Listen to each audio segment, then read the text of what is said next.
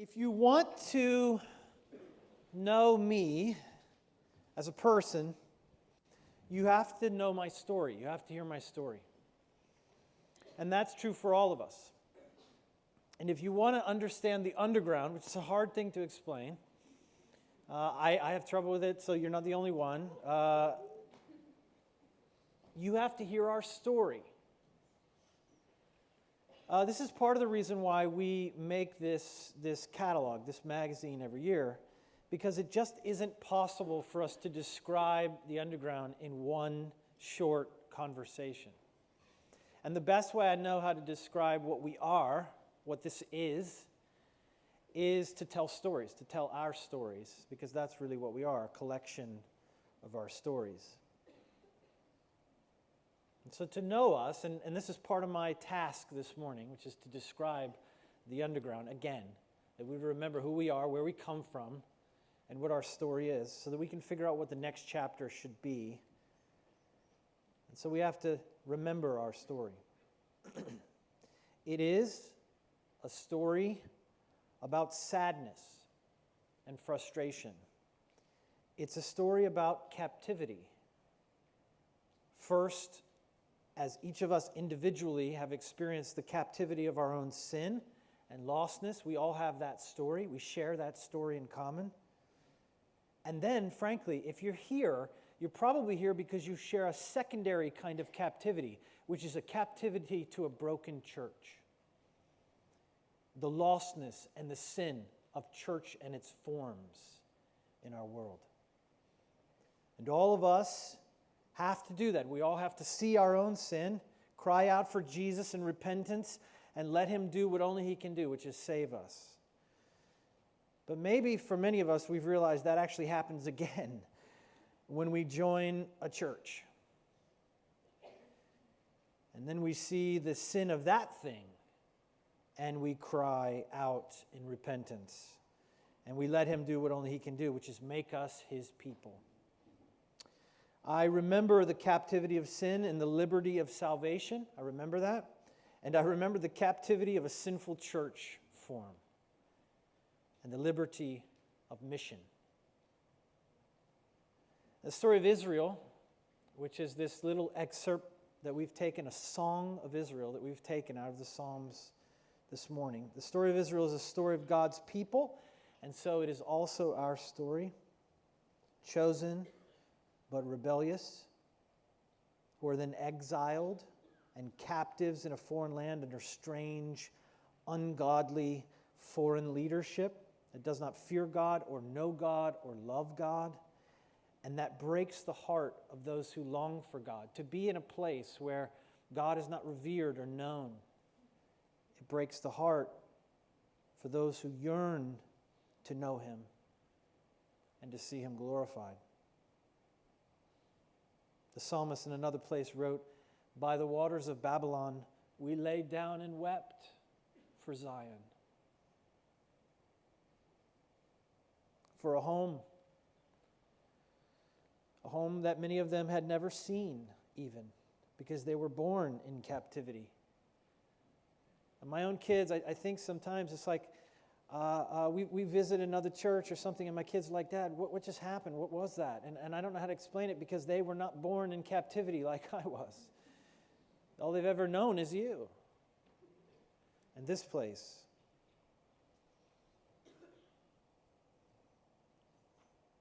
And I remember that in the Babylon of the church form gone wrong. Do you?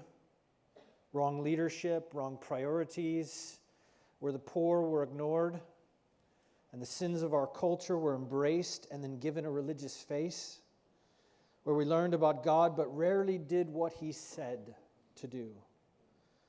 Where I once asked all of the neighbors, all the people that lived around the church I was going to, we once went around and surveyed them, each of them asking if the church over there had ever had any contact with them at all. And not one person saying that they had. And I asked, if that church were to disappear tomorrow, would that have any impact on your life at all? And they all said no. where we talked about the American dream more than we talked about the dream of the kingdom of God, where we were really only the church inside those walls, and then outside the walls we were something else. We were too often unholy, shamefully disorganized, and so very passive. Where pastors' salaries were high and hidden, where all the money went to programs that served our kids and served us, and where we played a sinister shell game with God, putting money in the plate we passed only to add it up and spend it on ourselves. And by those waters we laid down and wept for Zion. And then they were delivered, freed, saved, returned to a home that some of them had never seen, and so they sing. And they go to worship. They go up to the place of worship. These psalms, this Psalm 126 is a part of a group of songs called the Songs of Ascent, the Psalms of Ascent. There are 15 psalms of worship about going up, about remembering and returning, liberated, light, alive, hopeful, climbing towards God, climbing towards something. Access now open. And these are our songs too, because it's our story too. Reading this psalm this week, I just knew these are our words from God to God for this time. And I come today to worship delivered, alive, and hopeful. This is our story. It is about authentic joy, the real thing. If you're visiting, by the way, if this is like the first time you've been here, the best way I can describe the underground is to say it's real. It's the real thing. It's not fake.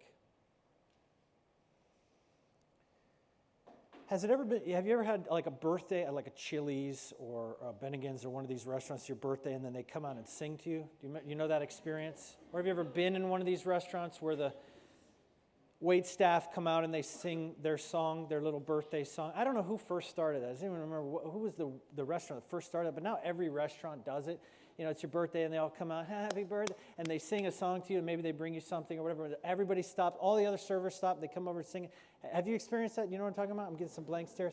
So that experience, the other day we were in Chili's, my family, we were sitting together, like crammed in one booth, and we saw somebody's birthday, and so they all came over and they started singing, and I just thought, I had this sort of flashback to some church experiences where I just thought, man, not one single person singing happy birthday gives a crap about that person that they're singing to. And you can see it on their faces. You know, it's like they've got all the bling and they've got all the celebratory sort of bells and whistles, but you can just look in their eyes. You know, they're like, happy birthday, happy birthday, happy birthday, happy birthday. Bye. And then they go back to work. It's like, they don't know you. They don't really care that it's your birthday. That's their job. They're supposed to do that. That's not good enough. Can we agree? It's not good enough. So much of my experience in church has been like that. Watching people celebrate a person they do not know. Faking it. Man, sometimes the people on stage are fake. Do you ever get that feeling? You're just watching them, they're like smiling and singing, and everybody's got their move, you know, as they sing. Everyone's got their, whatever their move is, you know, maybe it's the leg.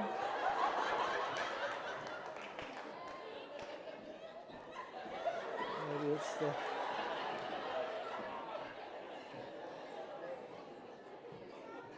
I don't know what it's been like for you, to follow Jesus, but for me, following Jesus has been as much about tears as it has been about joy. And if I watch someone, it's a little awkward. I mean, it's kind of an intimate thing to be worshiping God on stage already. It's hard to be on stage and not be self-conscious, not be aware of that. And so I feel for those people. But at the same time, if that were real, if it were authentic, wouldn't they ever be sad or confused? Isn't that what interact with a mysterious God?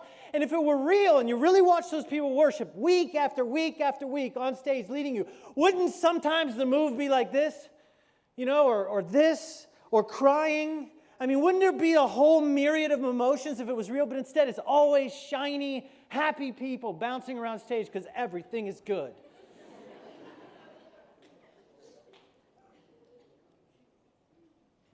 It's like the waitstaff just coming out. Happy birthday to Jesus.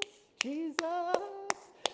Let's leave. Let's go back. That's my job. And then bless their hearts, these poor churches that have like 10 services in a row or whatever, and they have to just keep coming out and doing it. It's like just singing, doing their whole thing. I can't suffer that anymore.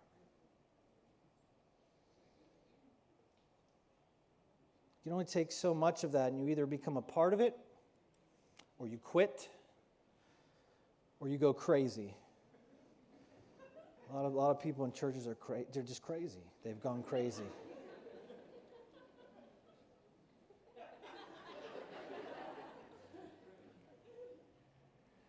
Most of you know our story, but part of our story is a running away from that, a sense that this can't be it, this can't be enough, this can't be right.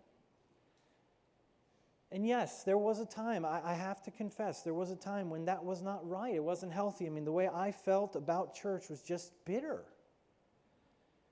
And it was not God. That was not God. That was just me being frustrated and sad. It was me laying by the waters of Babylon and weeping for something better, something more.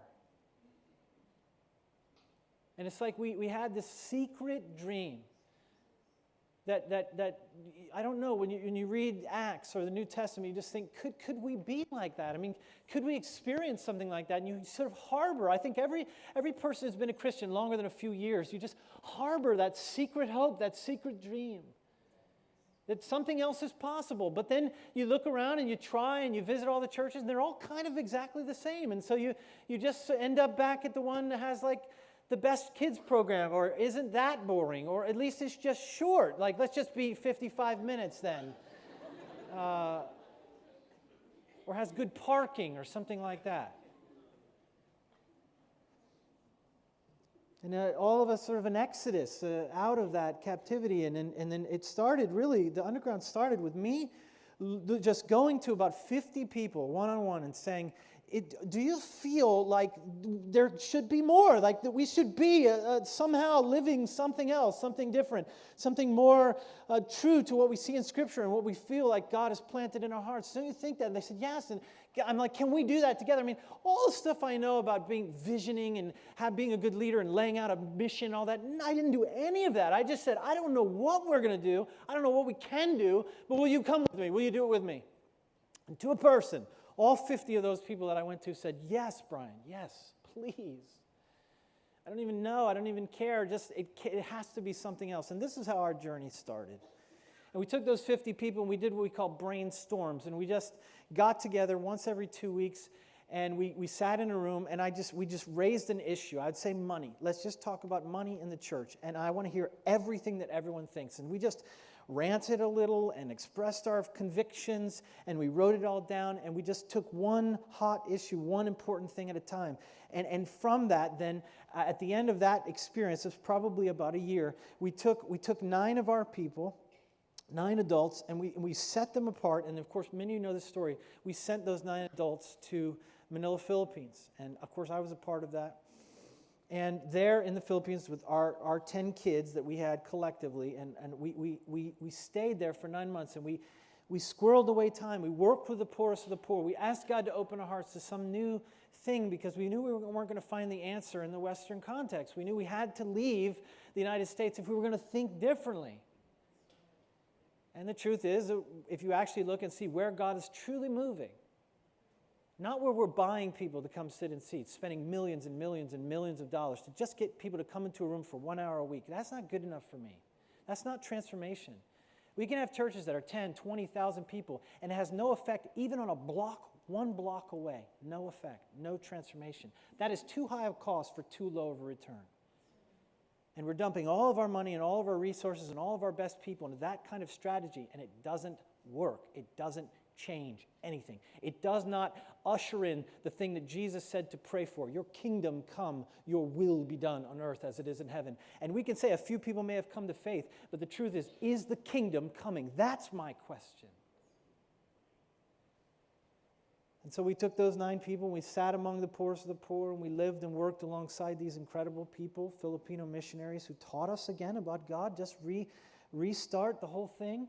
When we squirreled away at night, we took those brainstorm documents and all of your thoughts, and we really condensed those things into what is now called the manifesto. And that manifesto is the most precious document that is a part of our movement. If you have not read it, read it. I bumped into a guy the other day who I don't even think he really is part of Underground anymore, but he said, Brian, every morning I meditate on one of those things in the manifesto. I met a guy who was on staff at probably the most successful church in America in the last 20 years. And he said, this is the best theological document I've ever read. That's what he said. It's inspired. It is your heart. It is our collective heart. That value document that says those 18 things that we are deeply committing to. And it's not just a theology, it's saying we believe this, but it's an aspirational document. It's saying we believe this, therefore we will live this way. It's a call to application, and we don't always do it, but we're saying we wish we would. And it calls us out of ourselves, and it was there in the Philippines that we crafted that document. That's what holds us together. We are a creedal community. We are a covenantal community. We don't all do the same ministry, and we're not all led by the same leaders, but we are a community because we hold the same values, because there is a strand of DNA that runs through all of us that is given to us by God, and that's what unites us, and we covenant with each other based on that.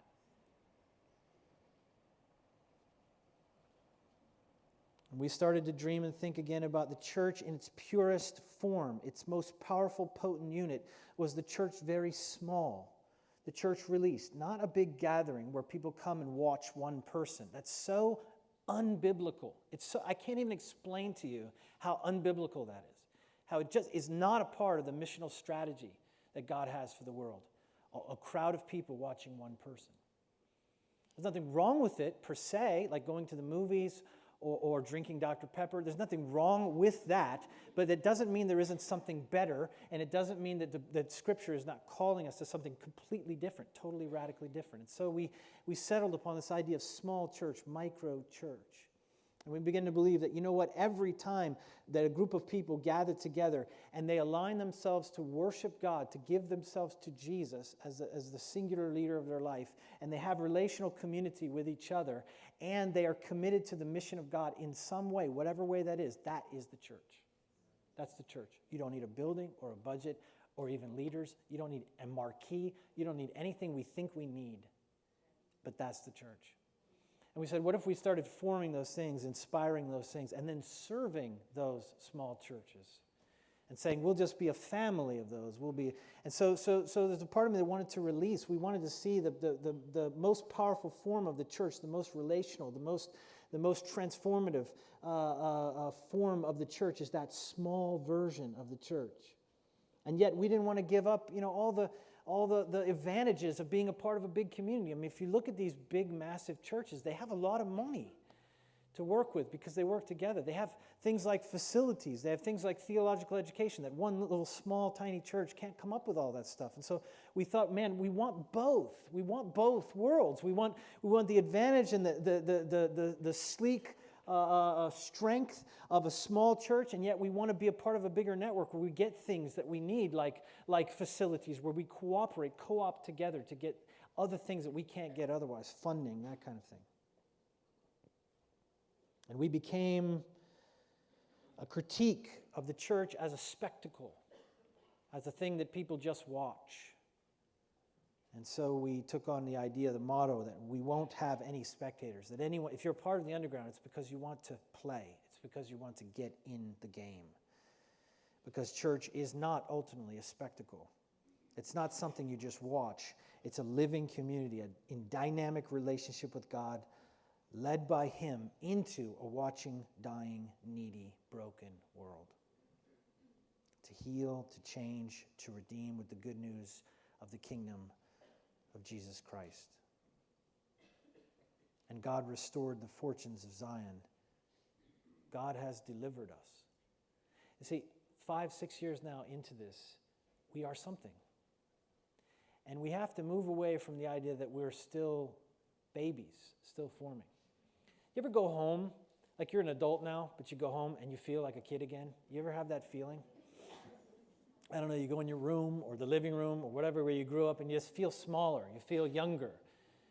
And maybe you start acting a little younger or a little less mature because you're in that context. It's like you need to recognize sometimes you're grown up now. You're not a kid anymore. And I think this might be where we're coming to as a community. Our version of church is hard. Our way of doing it is harder, but it is beautiful and it is worth it. And by and large, it's what we hoped it would be. I look at the first 3 lines of this text, and I think about what God has done in and through this community. And that first line, and we were like those who dreamed.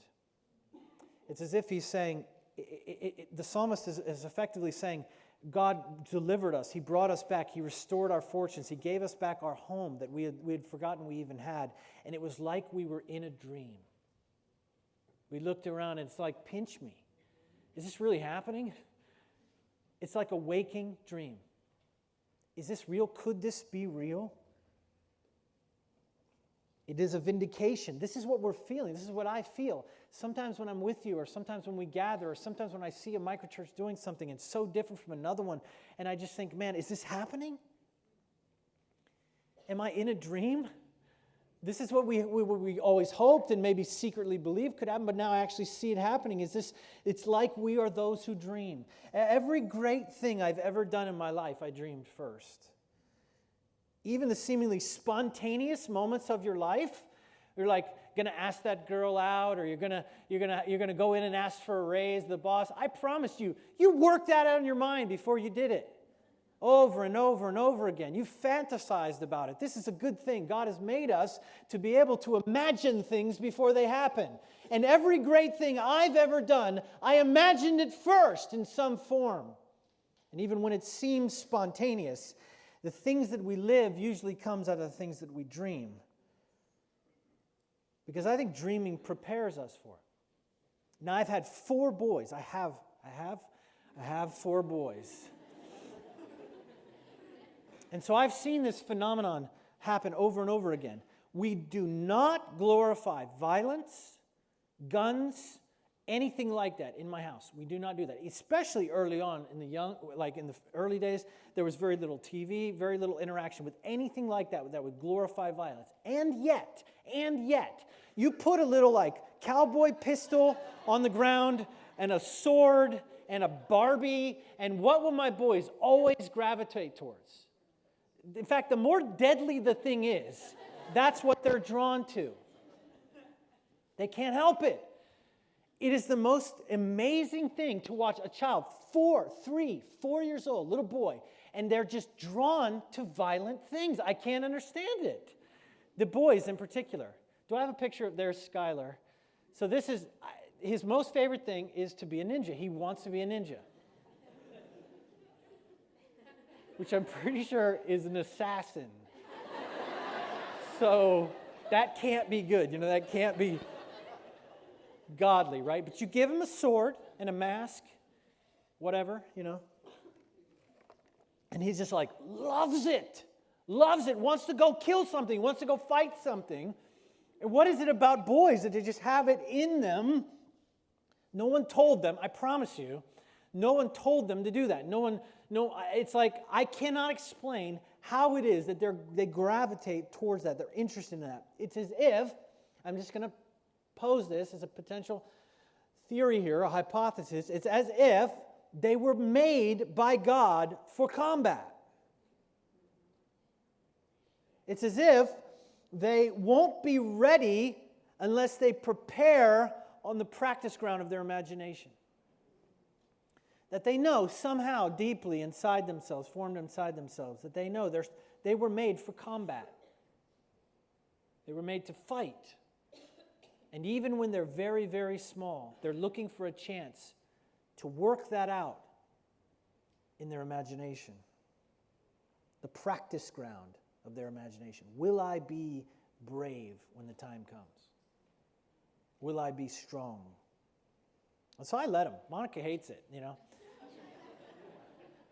She doesn't want them wrestling. She doesn't want them sword fighting. She doesn't want them shooting each other. The last one's kind of a good point. But I let them because I know that they will have to do battle one day soon. Because I know there is such a thing as a devil, and I know that there is an evil world out there. Because I know there are people, twisted men, who traffic children, who rape and use women. I also know that there are spiritual enemies like pride and fear and lust and laziness. And I want them to win those fights when they come to them. And they will come to them. We have to dream if we're going to be ready for the things that lay ahead. And we've outsourced our imagination. This is a mistake we make in our culture. We've outsourced our imagination to the entertainment industry. And we sit mindless in front of our screens to watch other people's dreams. And so ours never come true. In fact, I think we're sort of dream deficient. I think we're not sure even how to do it anymore. Because all we have to do is press a button and we can watch someone else's already formed and already happening.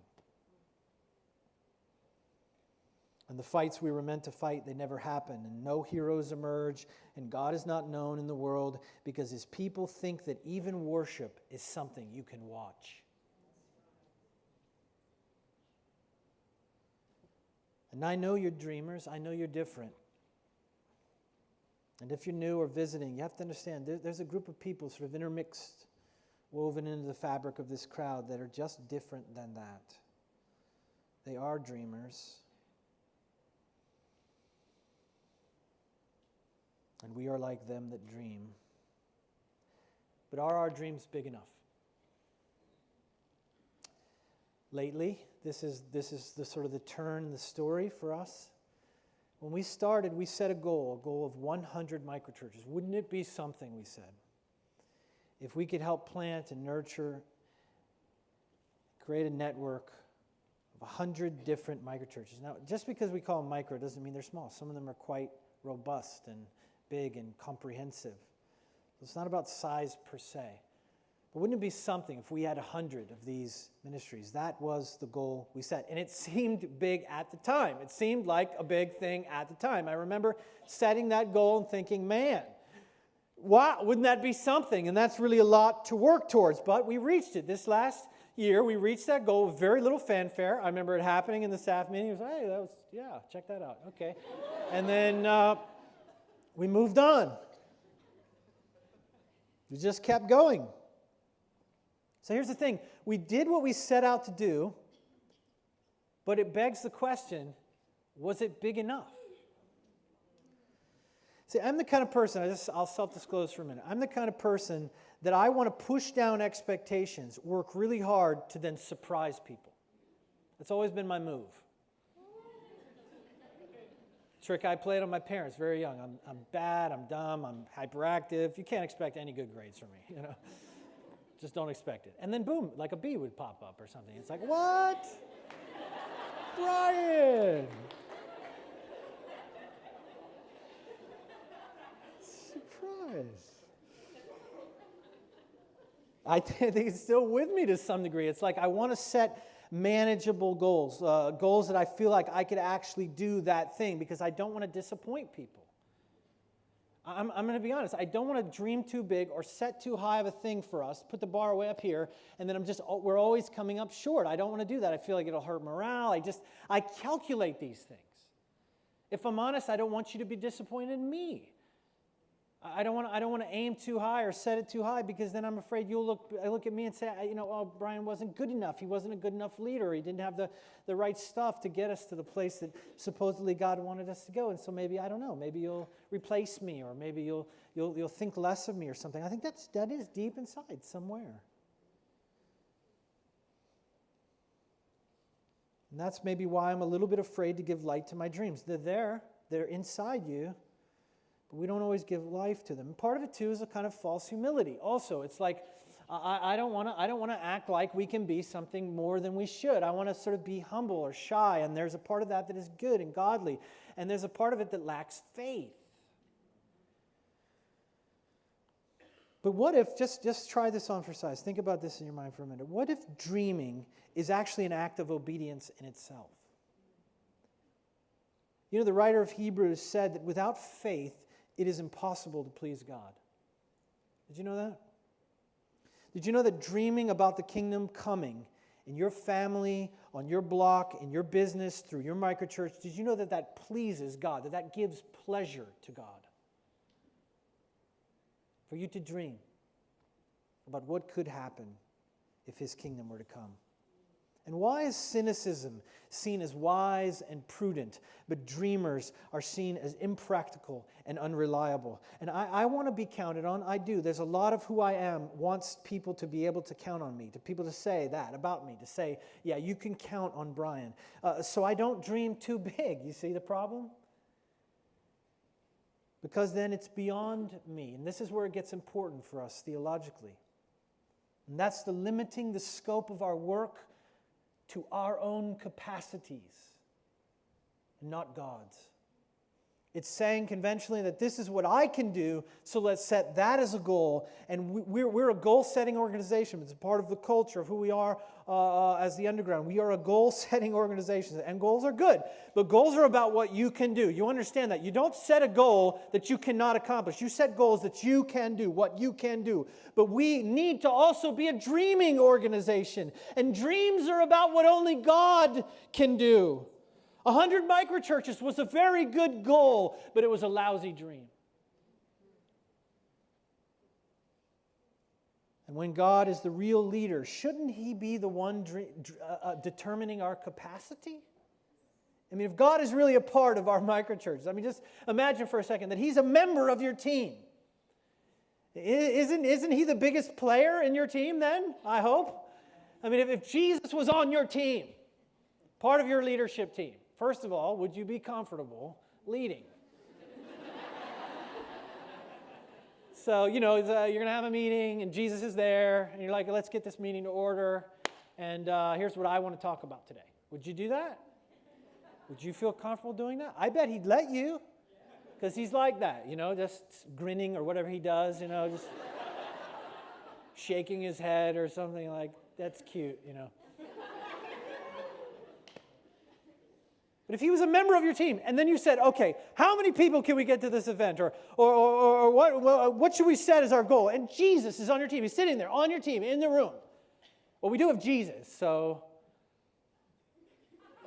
is 10, can we get 10 people there? We have Jesus. Just remember that, Maybe we could pray for the sick. No, let's not pray for the sick. Let's heal the sick. We have Jesus. I mean, somebody would be like, yeah, but we have Jesus. So it really doesn't matter what anyone else can do. We have Jesus on the team. Wouldn't that change what you believed your team was capable of? Can you understand what I'm saying? If He were really on your team, part of your leadership, would it change the trajectory of your ministry? Would it change your way you thought about your microchurch? Like, what could we really do? And if you just sat there and be like, I don't want to expect too much, even though Jesus is on our team. He's busy and he's self-absorbed, and you can't ask too much of Jesus. Wouldn't that be wrong? Wouldn't that be a mistake? If He's leading us even, won't the outcomes be more than we could have done or imagined? How then should we think about our goals, the end game of our work? How do you think about the end game of your work, our community, our lives? How do mortals work with God? How do mortals make plans with God as a part of them? We dream dreams. We allow ourselves to go beyond the capacities that we sense. We allow our hearts and our minds to hope for something more and to really believe it could happen because He is here and He is a part of our team. To walk with God as our leader can't look like good human accomplishment. It must feel like we are in a dream. Like these guys sang it, as if we are those that dream. We look around and we say, is this real? Is this happening? Did that just happen? Am I dreaming? Do you remember Ephesians 3 where it says, now to Him who is able to do immeasurably more than all we ask or imagine. Think about that. To Him who is able to do immeasurably more than anything we ask or even imagine. According to His power that is at work within us, to Him be glory in the church and in Jesus Christ through all generations. Can your heart expand to fit that? And then the second line, and our mouths were filled with laughter. Our mouths were filled with laughter for so many reasons, and ours are. Our mouths are filled with laughter and songs of joy for so many reasons. We laugh because we are horrid sinners, but Jesus loves us and gave Himself for us. And I think that's hilarious. We laugh because we beat the odds to get here. All of us did. And no matter what the obstacle, His grace has been sufficient for us. And we laugh. We laugh because we're the leaders of this whole thing. And that's funny.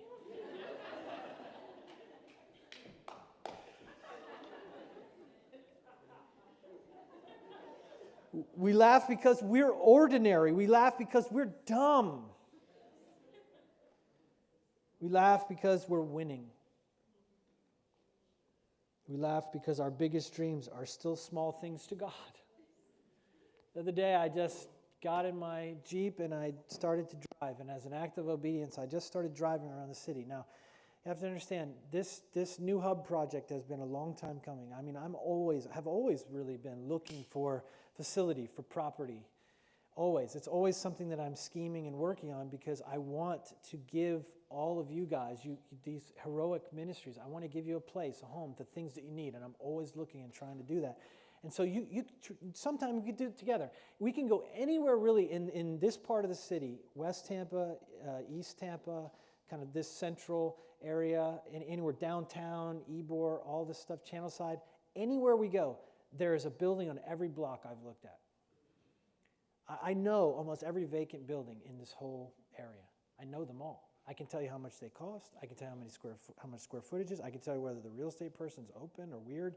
I can tell you almost everything about all these buildings. And the other day, I just felt like I should do this. I got in my Jeep and I put in my headphones. I just started driving around and I started looking at all the buildings that I had once wanted.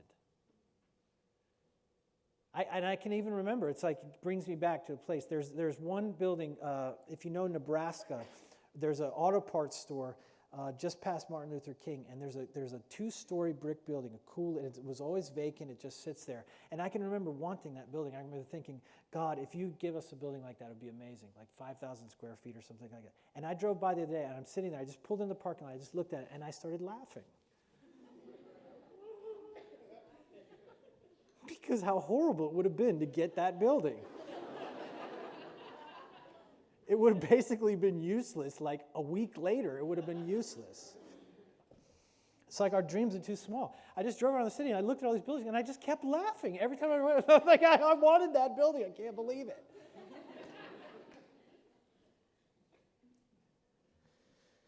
Not big enough. And all I can do is laugh. You know what our big innovation is as a community, the Underground? If I travel or we talk to other people or people visit us, people like to visit us and see what we do. You know what our big innovation is? It's that everyone can play. That all are called, that all can lead, that everyone who Jesus saves, He also sends. Everyone. That's our big thing. Really? Nobody else gets that? Why is that strange? Why is that an innovation? But it is. It really is. I love this story I just read recently about a girls basketball team, which is led, I think they're like a West Coast team, San Francisco-based team, a girls basketball team that was coached by a South Asian MIT grad who owned a software company. I think his name was Vivek Randive or something like that. Anyway, this guy doesn't know a thing about basketball, never played basketball in his whole life, but his daughter wanted to play on the 7th, 8th grade national team. And so he said, okay, well, I'll coach the team. So he decided, again, MIT grad, worked that out. My phone is making noise. You guys are probably tweeting cool things I'm saying, which is great. Appreciate that. Maybe that's like an affirmation ding. I just hear the dings, and that's good. Anyway, he decides, well, I'll coach the team. So I think it was Redwood or something. That's where they were. And but he didn't really know anything about basketball, how to play basketball. And then he was given this group of girls that weren't any good. In fact, they were all bad at basketball, including his daughter. And so he figured, how do I do this? And so he started studying the game, and he came up with these two weaknesses in the game of basketball. And this is from maybe an outsider's perspective, a person that didn't grow up playing basketball, doesn't really watch basketball, but wanted to find a way to give his girls an advantage. And so he discovered two things. Apparently, I'm not a huge basketball fan, but apparently there are two rules that have to do with inbounding the ball. So after a team scores, the ball is out of bounds and has to be inbounded by that team. And there's a time limit on the amount of time you have to get the ball back in bounds. It's 5 seconds. So basically, you have 5 seconds then to pass the ball in. And if you cannot get the ball passed in 5 seconds, you lose the ball. You turn the ball over to the other team. Now, there's a second condition, a second limitation, which is a 10-second rule, which is once you get the ball inbounds, you have 10 seconds to get it past half court. So this guy started thinking, man, what if we just never let them get the ball past half court? What if our best option, because we can't shoot, and they had no skills. You're starting to feel the metaphor here, aren't you? Talking about you. They can't shoot. They had no skills, and he couldn't teach them any skills because he didn't know the skills, and there was no time to learn skills. So what they decided is, we can defend. We can do that. We can press. And it actually has become famously known as the Redwood Press. And so what they decided was, we'll just play on that side of the court, the inbound side of the court. If that team can get the ball past half court, just let them score. It's fine.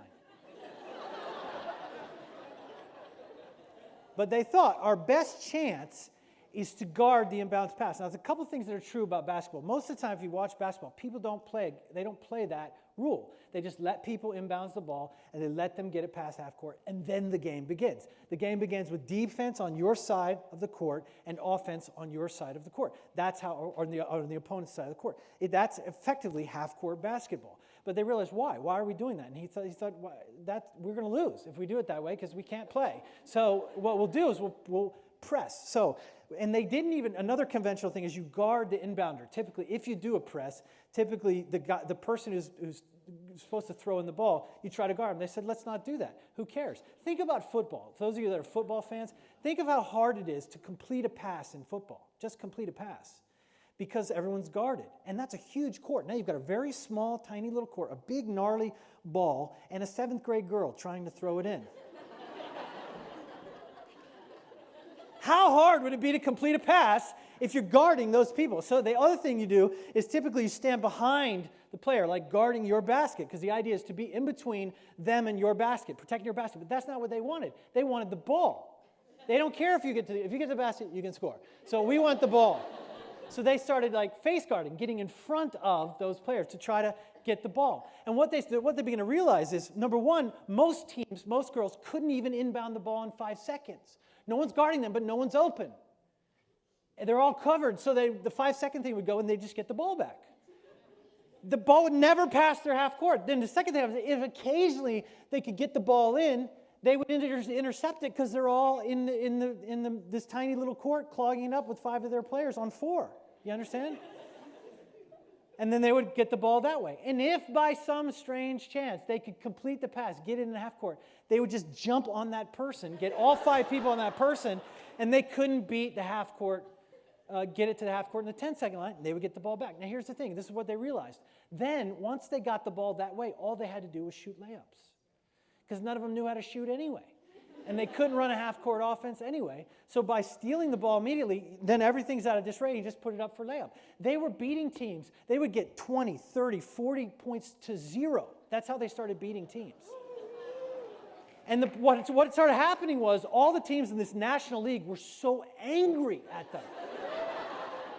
And what they would say, this poor Indian man would get like almost beat up in the parking lot because the other coaches were like, that's not how you play basketball. And he's like, I thought that was the rules. But he's like, no, you're not supposed to do that. Because very good teams, very, very good teams, were losing badly to this horrible team.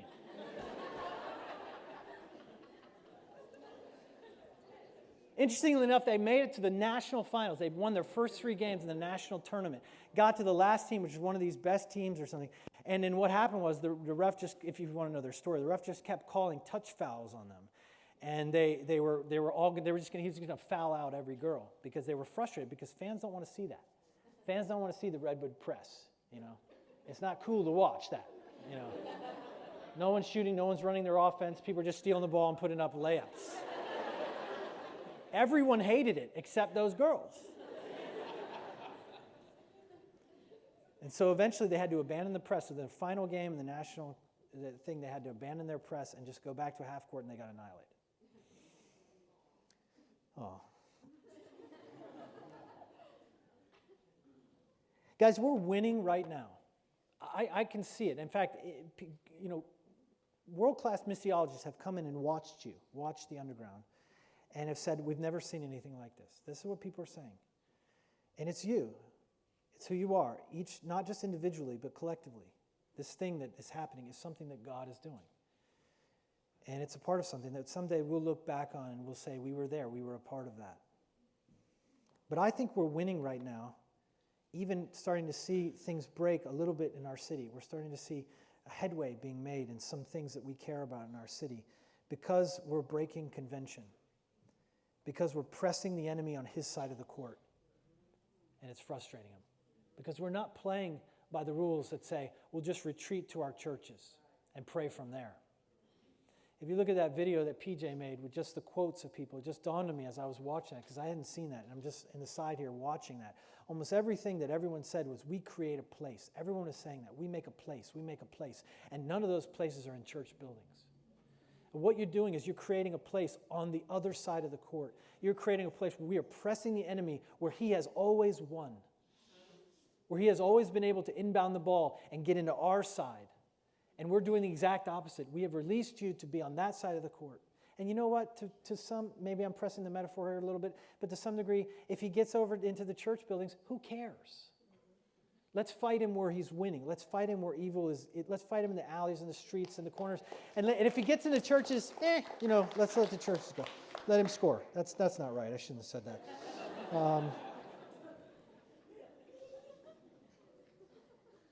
You know what? We're frustrating conventional ministry paradigms because we're affirming that all believers, even untrained ones, can press. All believers can play defense. All believers can steal the ball. All believers can get in someone's face. All believers can in turn change the game. We lay down our lives for the poor. We press and we shoot layups. That's who we are.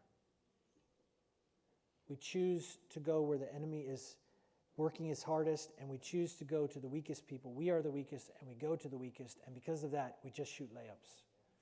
And we don't need to be rock stars.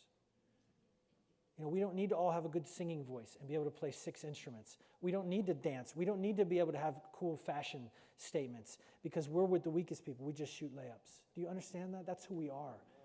We press and we shoot layups. And that's why we laugh.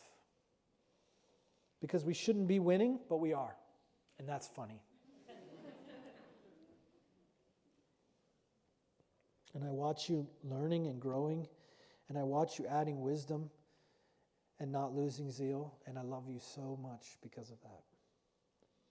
And I wonder if even though we press and we shoot layups, if some of you are actually getting skillful, and I watch you becoming more and more wise, and even though that's our way, I wonder if you're not yourself becoming actually quite good players.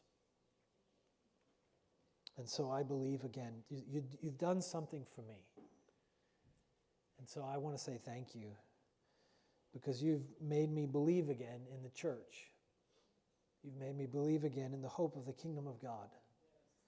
I mean, Betsy, who always says things like just now, on cue.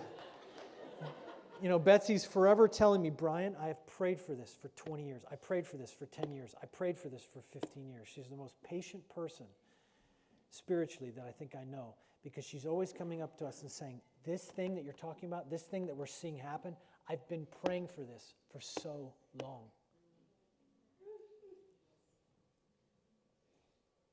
It is possible. The church is real and Jesus is alive. Keep dreaming. More than that, dream bigger. What we dream has to be bigger if we want our lives to be bigger, our space for God and our lives to be bigger. Our dreams are like a cup. Imagine a cup. Remember those little tiny communion cups? Those little midget cups, the tiniest cups ever? Like smaller than a shot glass cups, you know what I mean? Just lick the inside. All you get is like a drop. Remember those little things? Too many of us are raising that cup to God and saying, God, fill it. That's how much faith I have. Bless my ministry. Do something in the city. That's what we're raising to God. Now listen, I commend you because at least you've emptied your cup and raised it to God. Most Christians fill their cup with other stuff. Most Christians have no room for God because they've already filled their cup with other things. But you have emptied your cup and you've raised it to God. But the question I want to press you today is how big is the cup you're raising to God? Because He will fill it to overflowing, I promise you. Whatever the size of the cup you raise to Him, He will fill that cup. And I just figure, why not bring a big one, like a stein, a keg or something, and just be like, this is what I could carry, God. And stop bringing your teacup to Him, because He will fill your teacup to overflowing, And you'll get that one sip and it'll be great. How big is the cup you raise is often determined by how much you think God can or will do for you. This is the transaction. How much can God do and will He do for you? That's the thing. A lot of you believe in God. A lot of you believe God could do anything you want, but not for me. That's the problem.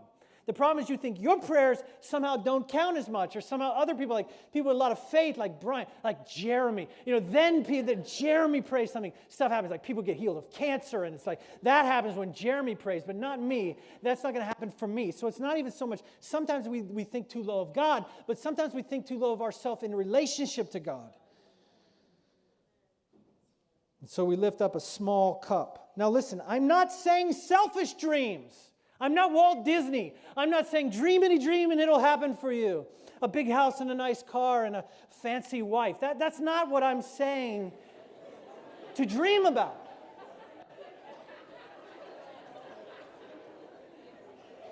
I have a fancy wife, by the way. I already...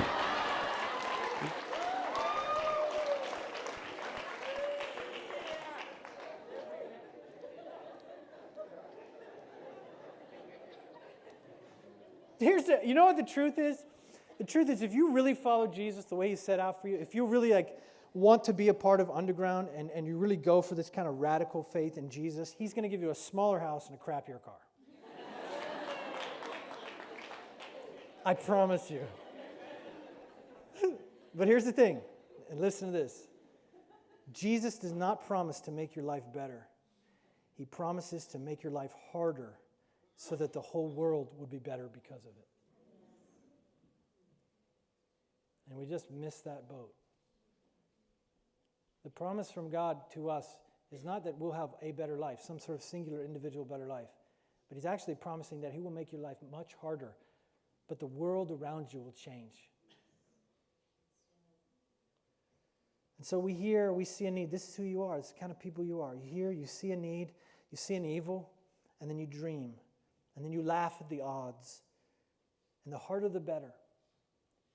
The other day, I was talking about the Skyway Bridge. It's just something that I've thought about from time to time, that so many people, actually, I don't know if you knew this, but the Skyway Bridge is like the number one bridge for people to commit suicide east of California in the United States. The number one, I think it's like the fourth in the country, but the three first are in California. There's some sad people over there. And then everything east of California, the number one bridge for suicides is the Skyway Bridge, our own bridge.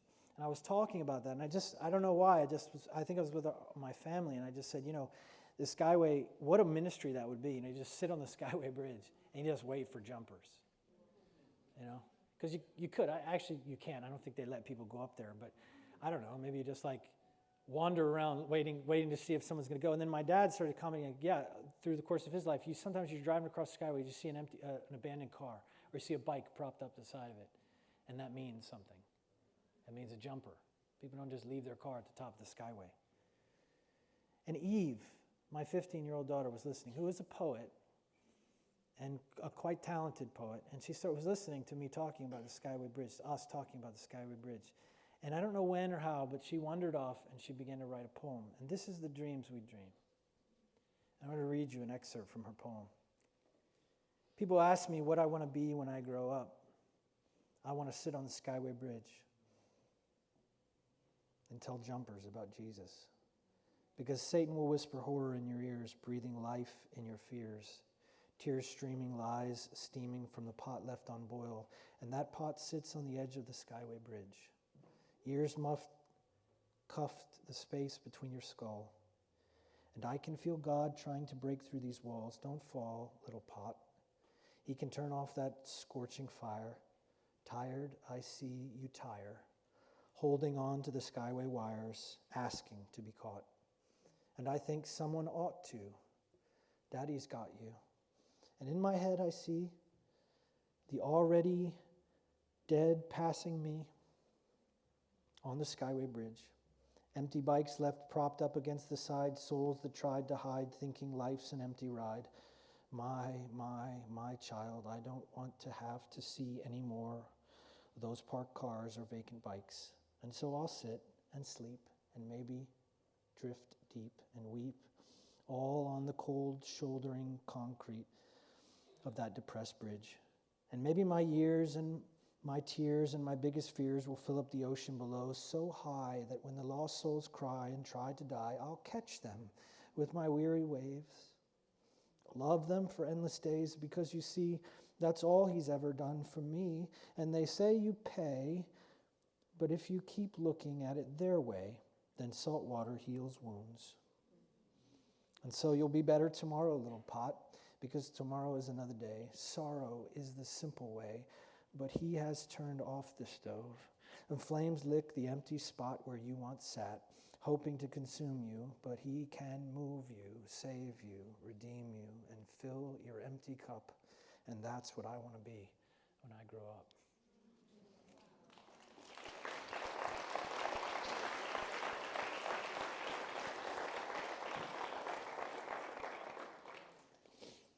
You see, guys, what we dream, we end up doing. I'm not proposing that we be starry-eyed fools. But I'm proposing that we work out in the practice ground of our imaginations what it is that God wants us to be. Let yourself dream a little bigger. Make more room for God. I'm going to give you an exercise that you can do with your group or with your community. It's something that I did recently. I would encourage you to maybe even do this personally. Write your own obituary. And I mean it organizationally. So the other day I was thinking about it and said, I'm going to write the Underground's obituary. Do you want to hear it? The day the Underground dies, I write the obituary. This is what it would read. Are you ready? And I'm actually excited about this. Here's what the obituary reads. In a shock move today, 50-year-old international mission movement, the Underground Network, closed its doors. In the spirit of its 5 decades of prophetic and groundbreaking role in the church and in the world, the organization again set an example by shutting down simply because they sensed God saying it was time. They leave behind hundreds of city movements all over the world that help to redefine the church, its leadership, and the dynamic of power in a generation of Christians. Although they would say it was all God, it's hard to deny the influence of their once unconventional empowerment approach on the church at large. And in our day, it is hard to find a church or a Christian organization that has not thought through the meaning of servanthood and spiritual authority because of the underground. Even more, it is hard to find a non-Christian who has not gained respect and honor for the God they serve. Born at a time of big personality-driven single-leader churches, it is undeniable the impact and influence the underground has had on the church. You're hard-pressed to find a Christian operating in that old model and one that does not intentionally empower its people and affirm the priesthood of all believers anymore.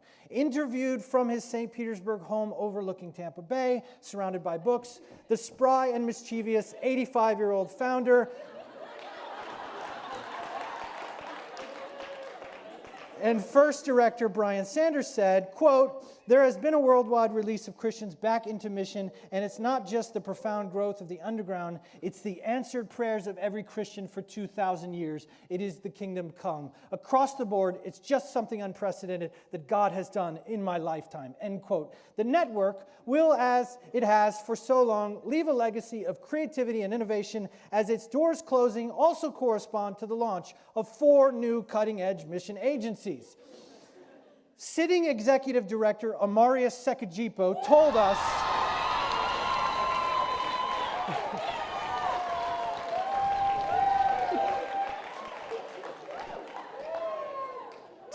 quote, "The underground is going out the way we came in, planting new work with the dream of changing the world through the message of Jesus Christ."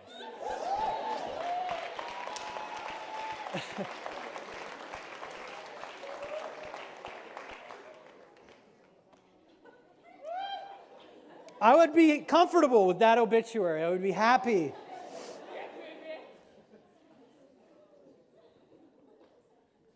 But what we dream, we also do. Or so I hope. Dreaming is practical because it shapes us for something. It prepares our hearts, and the result should be mission. In a world gone crazy with its self-love and self-loathing, a world that is proud and lost, it begins to take note of us. And this is the final line that I want to look at this morning. "And then it was said among the nations, the Lord has done great things for them." Not, it was said among the nations, they have the best children's program. Not, it was said among the nations, they have the nicest building or the prettiest people. We do have pretty people, but that's not what they're saying. Or they have the best band, or they have the best theology. It's not what the nations say. And what they say is about God. It's a people who let God work through them, and they will be a people that the world takes notice of. It's a world watching Him love us and love through us. Not great, famous, talented leaders, showmen and showwomen. Rock stars do not turn the heads of this world, and they are everywhere. So why are we building churches and ministries that create and encourage them? It's normal people who lead redeemed lives that will get the attention of the world. You say, "Brian, this looks a lot like in a conventional church. It has a stage. You have a band. Aren't you kind of the rock star?" And I already told you, I'm the DJ.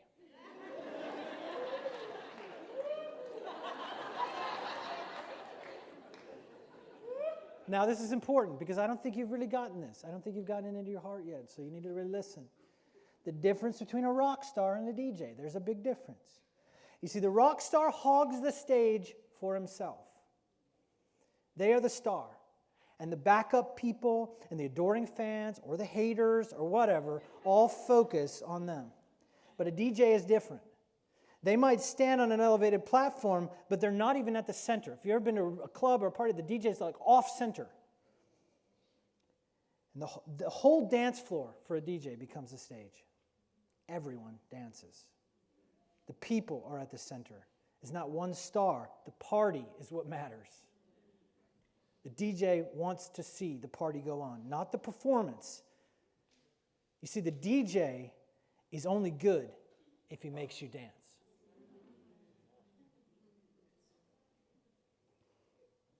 I told you, that's what I am, the DJ. I'm not the rock star. Don't ask that from me. And it's not that we don't have a stage. We do. It's not that the underground isn't a stage. It is. It's just that our stage is very big. It's very big. And there's room for everyone. If we want the world to notice, not me, and certainly not you in particular, but if we want God to notice, or if we want the world to notice, it will be because they see God somehow in us, through us, giving the world a glimpse of his kingdom in us. And I'm asking you to give so boldly and live so faithfully that the nations will look at us and say, the Lord has done great things for them. And we return the refrain. The verse 3 ends with a move from the past tense into the present tense. As the writer of the psalm and the community that the psalmist is a part of look around and they say, it is true. He has done great things for us. And we are filled with joy. I'm asking you to commit to the underground. But we're just a tribe. We're just a form. Imperfect.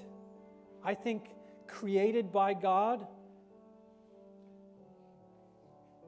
I'm asking you to look at this thing. In fact, one of the things we're not doing this year is we're only doing 2 Sundays because I'm not presenting the budget to you in the corporate thing because I think you've already heard me do that, and I think you understand, basically most of you understand the way we use money. And if you don't, look in the back here. This is the budget we want to put out for 2014. I need you to look at it. I need you to read it. I need you to pray about it. I need you to ask God, say, God, how can I tangibly become committed to this community, committed to all of these amazing people that stand around me, committed to my own ministry, but also to others, and not just here, but around the world. How can I be a part of your kingdom coming in the nations? And I need you to take it seriously, to look at it. And this year, I'm actually hoping that we can do less talking about it. This is a little bit of an experiment for me. If I can just give this to you and ask you to look at it. And we've set up these budget dinners Monday, Wednesday, and Friday. So if you want to come and ask questions, I still want to be completely open and transparent. You'll have access to me, and I can answer anything you want. I can lay it out, all that we've chosen, the reason why we've done it that way. But I think most of you probably are already on board. So if you don't need that, then you don't have to hear that or come to that. But if you want that and need that, I want to be there for you and access. So get online and RSVP for one of those dinners if you want to do that.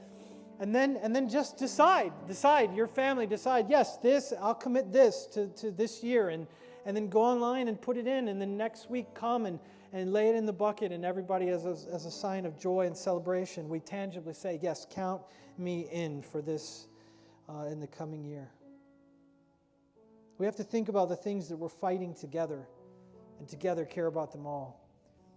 We are a collection of churches, but the kingdom itself is so much bigger. I've always been sort of fascinated by this very humanizing story about C.S. Lewis. That there was his grandfather made the wardrobe that inspired the series of books, the Narnia books. And that, of course, begins with children walking this wardrobe and the wardrobe taking them on to a magical world, another world. But that was a real wardrobe that actually existed in Lewis's house.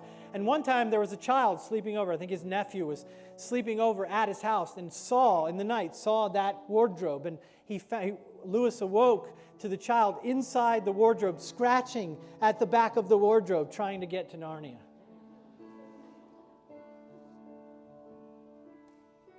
The loud sounds of a boy inside a wardrobe trying to beat his way to that magical land.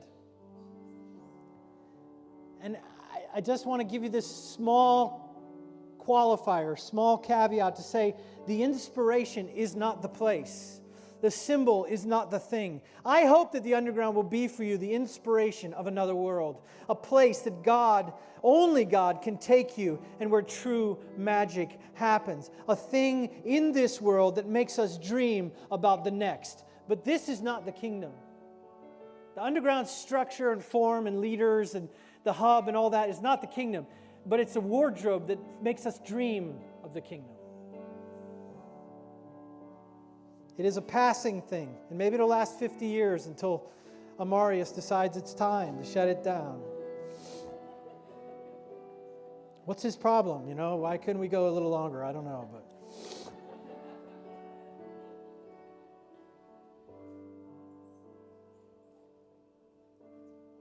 a portal to another world. A world where all the orphans in Tampa Bay have homes.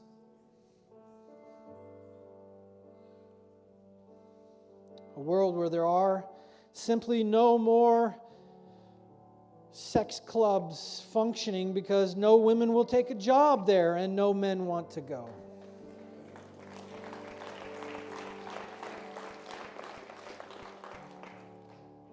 Or maybe there are some mentally unstable people. Maybe some people in life's transitions, but they never sleep outside unless they want to.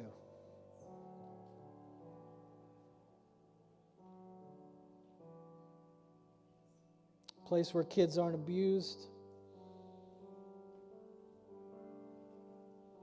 Or moms and dads stay together. A place where the church is radiant because they've looked at the face of Jesus. And when they collect money in the name of God, it is given to people who need it most. And we can do this, guys. Not because we're special. This is not a...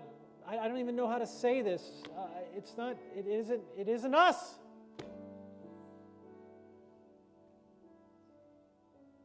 But God is real. And He is here. And you're a part of something that He's doing.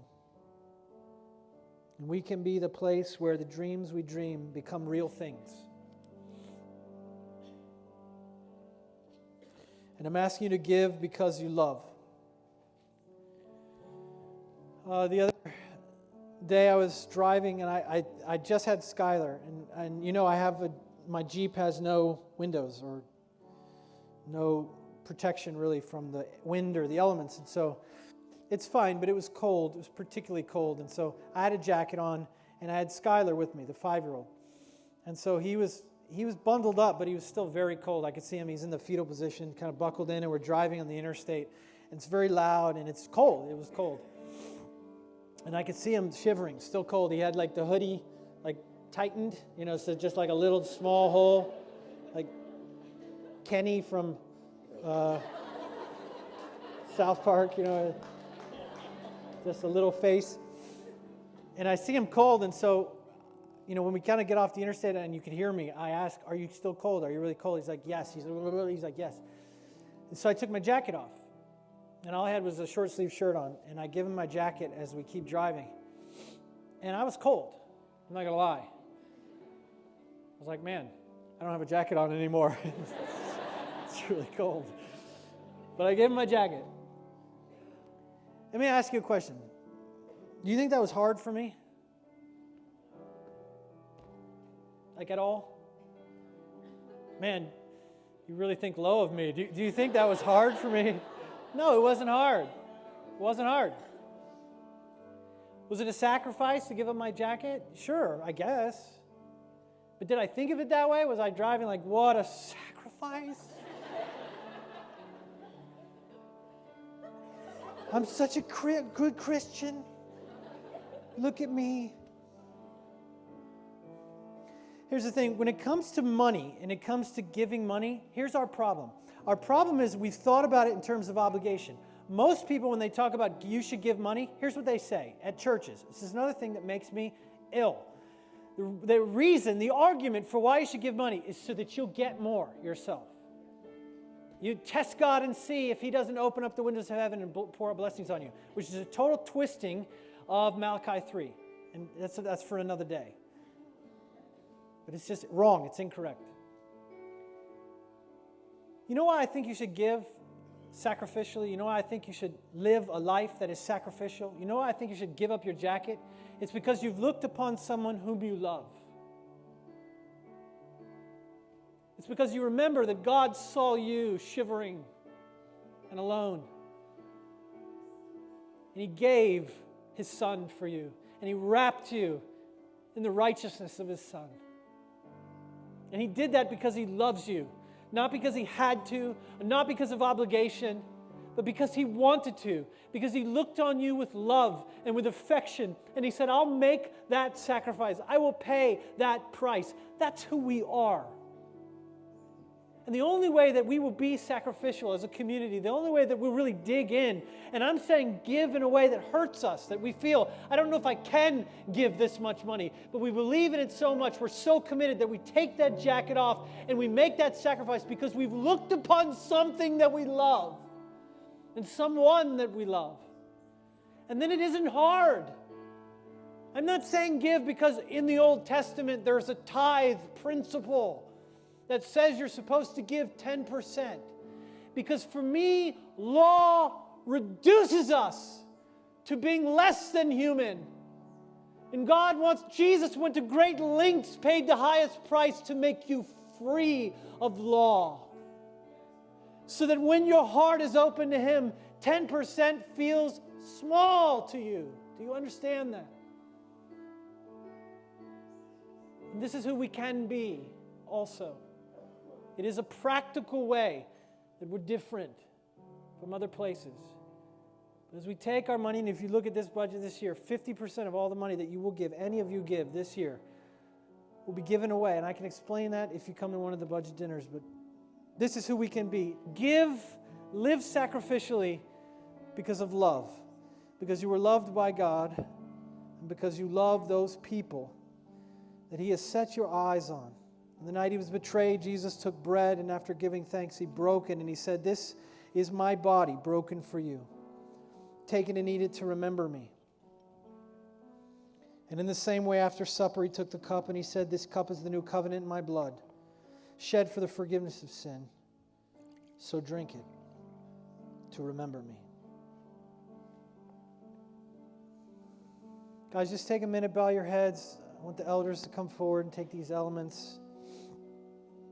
And I don't know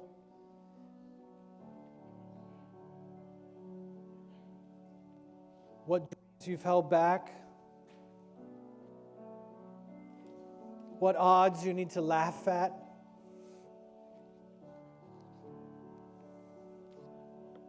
But will you open your hearts to God? Holy Spirit, would you just speak to us right now? A community of leaders, activists, players. Would you stir up our faith? And as you come forward this morning and take, or behind you, whatever you go to get the elements, would you remember the body and blood of Jesus given for you, sacrificed for you, poured out for you as a model, as an example of how we ought to live our lives, to pour ourselves out for this world. He will make your life harder, but He will change the world through it. So guys, when your hearts are ready, the body and blood of Jesus given for you.